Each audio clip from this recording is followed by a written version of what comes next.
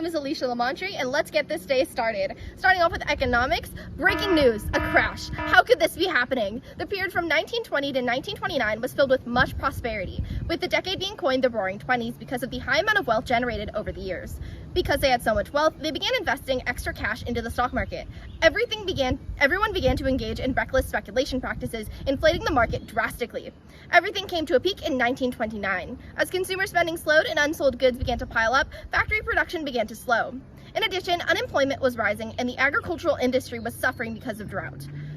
Nonetheless, stock prices continued to increase until consumers lost complete faith in the market, seemingly overnight in an event called Black Tuesday on October 29th. Panic swept through Wall Street as investors rushed to sell their stocks. After the market fell, factories and other industries began to fire more workers, decreasing wages and buying power. Since the US was still on the gold standard at the time, our economic woes spread to Europe. Good morning, I'm Irela. With the stock market crashing and the politics gone wild, you may be wondering what's going on culturally.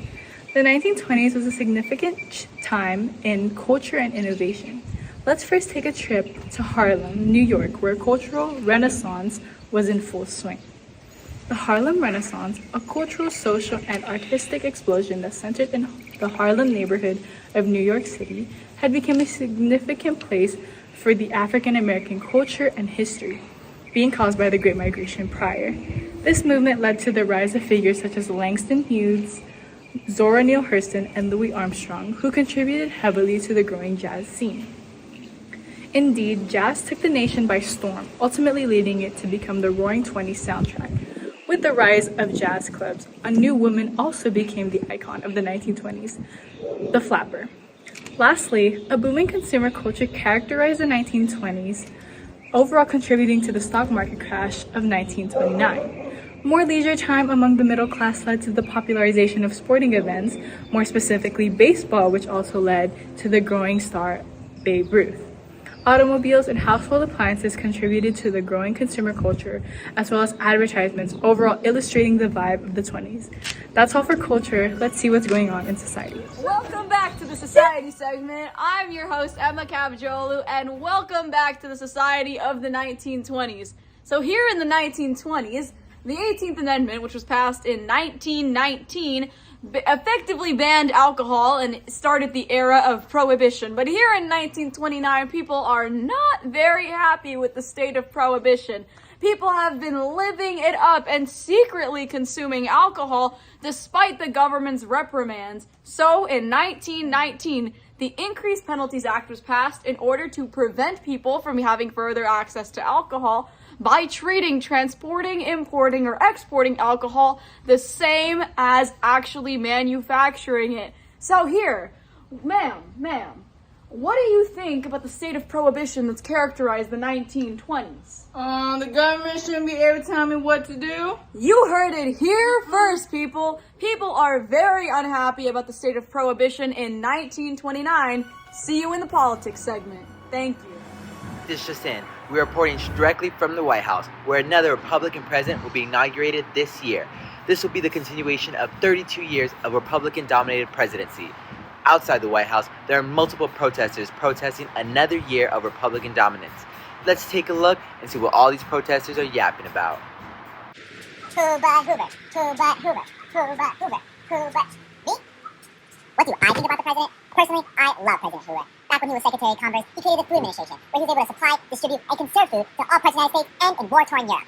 I even hear rumors that he's going to establish governmentally funded buildings. That's going to solve the homeless crisis. Maybe we'll even give them a cool nickname. I don't know, I'm thinking Hooverville? I don't know. I'm hoping for 4 more years of Republican-dominated presidency. What could possibly go wrong?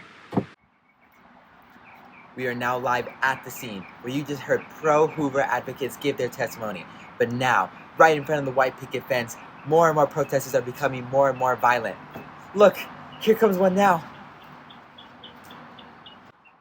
I think his slogan should be anyone but Hoover. He's only going to worsen the situation. The stock market is crashing, and Hoover is only going to continue to order federal departments to spend more money and ask governors to spend all their money on public works and raising the national debt. This year, he will ask Congress for $160 million tax cuts, doubling the spending for public funding, dams, roads, you name it. Yeah, that's great and all, but let me go take my brand new 1929 Ford vehicle on a brand new road with gas I cannot afford. Hoover, mark my words. You are going to be the end of the Republican legacy in the White House. We need security. We need welfare. We want a new deal. New deal. New deal. New. Okay, I think I'm safe. You heard it here first, folks. There are high political tensions between the Republican and Democratic Party. I think with the stock market crashing and inflation rising, the tensions will not be easing soon unless something new happens. Stay tuned for more updates on 1929. Good morning, everyone. My name is Emma Cavajolu, and we're here in 1929, ready for our decade in review. It's almost time for the 1930s, people, so let's do a re-roll and rerun of this decade. First, starting off in 1920, ratification of the 19th Amendment granted women the power to vote. Go women! And then in 1925, The Great Gatsby by F. Scott Fitzgerald was published. This is such an important piece of work that shows so much of the aspects of consumerism and culture of this decade. Then again, in 1927, Charlie Lindbergh makes the first American flight across the Atlantic Ocean. Yay for aircraft, guys! And then finally, let's look back at some of the most pivotal cultural symbols of the 1920s. The flapper. The flapper is a woman that goes against social norms by cutting her hair, wearing rouge outfits and red lipstick, and flesh-toned stockings. And the shortest dresses that we've seen in style up until now. So everyone, when we're taking a look at this amazing decade that it's been, remember, it can only get better as we go into the 1930s, right? Right. Emma out.